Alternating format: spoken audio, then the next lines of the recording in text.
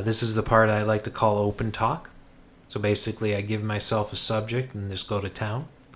And today's subject is something that's near and dear to myself, the idea of belief. Now, I'm talking about belief in ghosts.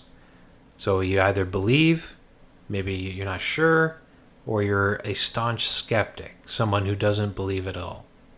Now, over the years, I've met a lot of people on these tours, and it is true that the majority of them would be considered believers, or maybe they're just not sure, but that they're open to the idea of ghosts.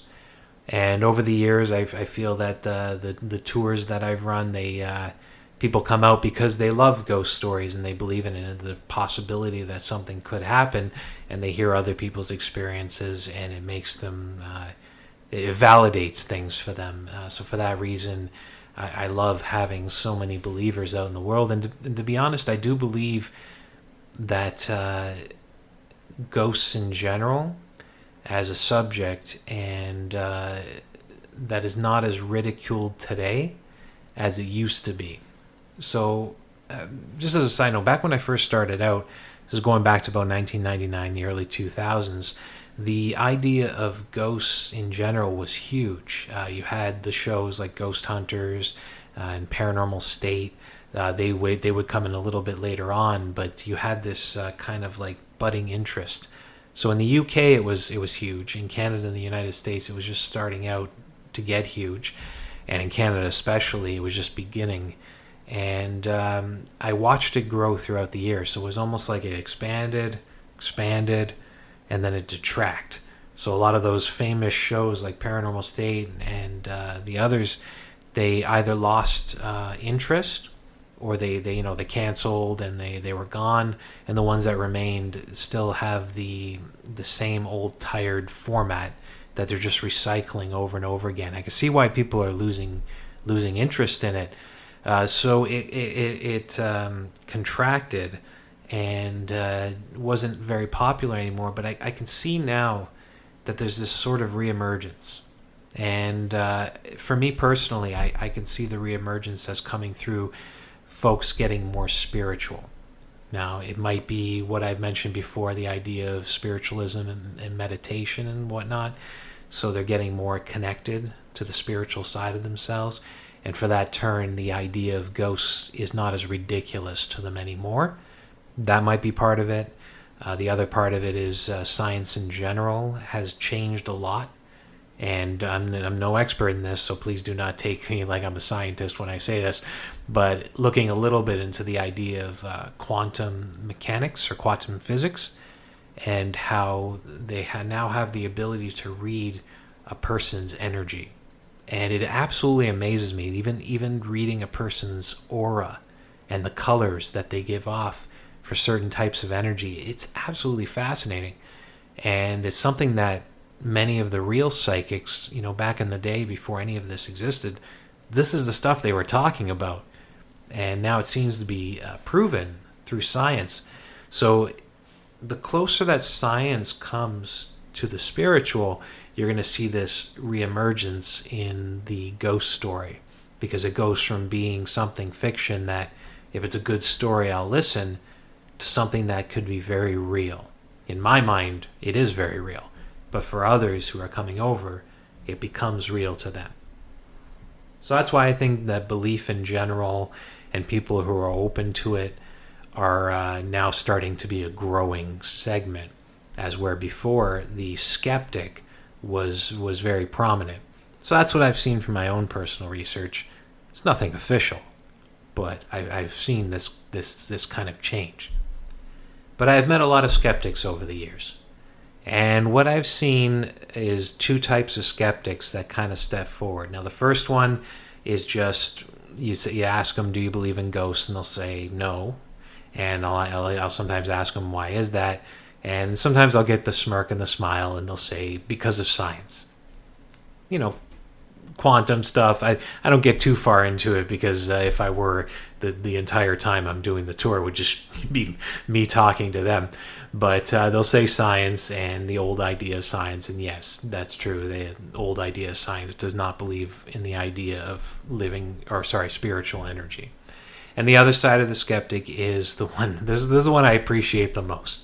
The second type of skeptic that I see most often is the one that doesn't want to believe, because if ghosts were real, they would find it absolutely terrifying. Now, this one I 100% respect, because when I first got started out in the paranormal field, and I would go overnight to a haunted location, I'm talking like places down in New Orleans, places that have been legendary, and I remember when I first got into it and I wasn't desensitized to that stuff, I didn't realize that, it's not something that could hurt me, it's not something to be scared of, that I was terrified. And I couldn't get to sleep at night. I would lie there awake, just kind of staring at the ceiling. I would actually think there was this one place down in just south of New Orleans. It's called Woodland Plantation. If anybody remembers how the Southern Comfort liqueur bottle used to look, it had the picture of that old house. That's the house. That's the plantation they used on it. They've since changed it to the church in Jackson Square. But back then it was that house. So for that reason, I wanted to stay overnight, and it's supposedly very haunted. So the story that they told me before I went to sleep that night is that there was a little boy that haunted the room I was going to be sleeping in, and that many of the guests have been lying in the bed, and then they would look up and this little boy would be standing at the end of the bed watching them sleep. And that image stuck with me. Like, I would be lying there and I'd close my eyes, and what did I see on the other side was that little boy staring at me. Freaked me the hell out, and I couldn't sleep. Actually, at one point in the middle of the night, I just left that room. The house was pretty much empty. There was just one mysterious man on the other side of the house that I never actually saw. But I moved to another room because I didn't want to be in the room where the little boy could watch me sleep. So, over the years, I've gotten much braver around this stuff. I could stay in a haunted location now and be totally fine. But back then, it seriously gave me the creeps. So, I getting back to the point, I do understand why some skeptics just choose not to believe, because the idea of a dead person coming back and watching them sleep would freak them out. Completely understand.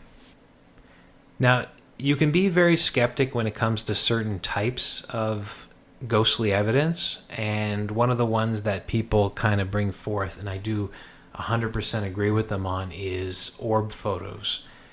Some people, they'll swear by it, but there's validity in it. I'm not going to pass it off as all being fake like some people might do, but I will look into it. I always ask for supporting evidence. Because when you get an orb photo, or even anything that kind of looks strange on a photograph, you always have to take into account the idea of the natural phenomenon that can cause this to happen. Now, an orb photo is what I'll focus on here. There's many different types of phenomena that occur in photographs, but the orb photo seems to be the most popular. Now, one of the main reasons I believe it to be the most popular is because it's common. People want to seek paranormal evidence, that when something happens and there might not be a quick explanation that's available to you, that you might immediately assume that it's something ghostly. So when this big bright orb shows up in your photo, and then some people say if you zoom in on the orb and you can see shapes in it and stuff, and I kind of pass it off. I say, step back for a moment and realize that our mind is set to look for shapes. So even if a shape isn't there or it's very blurry, you might see it as plain as day. I understand that. I've seen so many photos like that, but then you send it to somebody else and they're like, I don't see anything. And what your mind has done is it's created a tad bit of an illusion because you initially saw it, and you kind of like, they call it mind matrixing, you kind of turned it into this thing, and now you'll never not see it ever again, even if others don't. So that is mentioning about that evidence of orb photos. So if I get an orb photo, I will always ask the question, well, is there a story behind this? Because if there's a story behind it, it might give some validity to the photo itself. I'll give you an example. Now, this happened on a tour years and years ago. I'm talking maybe mid to late 2000s. Niagara on the Lake, the tour, we had a guide named Tressa. She's one of the original guides. Now, Tressa was leading her tour. She had about 17 people in front of her, standing at the mouth of the park, Simcoe Park, across from the Prince of Wales Hotel at King Street. And she's talking about the Prince of Wales, about Molly Maguire in room 208. And as she's talking, she sees movement in the park behind the group. One of the swings in a swing set, so there's 3 swing seats, and one of the seats is violently swinging back and forth. Now, there's no wind. The other 2 seats are completely still. And she's a huge believer in the paranormal. She knows there's something weird about this. So she stops mid-sentence and runs the entire group of 17 people into the park and goes up to the swing seat there and is watching it directly in front of her. It's still violently going back and forth. And she's reaching out to touch it. And as she reaches out, she said a flash went off from behind her. It was somebody taking a photo. When the flash went off, the swing seat slowly came to a stop. Now she continued with the tour. Professional, that's Tressa. And as she's continuing with the tour, just kind of forgot about what happened in the park until the very end. And this nice couple comes up to her. They have like kind of an apologetic look on their face. And they started by apologizing for ruining the ghostly experience that was happening in the park. She's like, "What do you mean?" And they showed her the screen on their digital camera. And there you can see the swing seat. In the very middle, this big, bright, white orb. Now, the reason I tell you that story is because here's an example of an orb photo with an amazing story behind it that gives me the feeling that there's validity to it. So something ghostly happened, you took the photo, since there's no rain, there's no other phenomenon. Well, there is other phenomenon that could have happened, but in this case, because of that strong story and experience, that there's an orb photo that I could get behind and saying that it's true. So I always ask, what's the story behind that? And one of the other things I like to mention to people who are just overly skeptical is that in the end, I mean, no matter how much you believe in ghosts, no one's really going to disagree that, possibly there's not something there. I mean, so many things have come forward saying the vibrations, there's like ultrasonic sounds that are happening in certain locations that can cause you to hallucinate. I don't know about that. If that were the case, I think you could set it up as a scientific experiment and go into a location, you would be hallucinating all the time, seeing ghosts everywhere. Oh man, if that was even possible, I would consider it. I mean, that'd be awesome. People can see ghosts and you can control it, but I digress. But in the end, I do kind of have to say to skeptics that I understand. I come from a skeptical point of view whenever I have any type of experience. And a skeptical point of view is always asking the question, what if? Is there any natural phenomenon that could have caused this? And if so, does it explain what happened in front of me? Also, to go to the absolute extent to try and get the experience down, word for word, experience for experience, how it happened in front of you, so that you don't later change it in your mind. So, in the end, with this open talk, the idea of belief, I am a believer when it comes down to with a skeptical angle to make sure that I am having true experiences.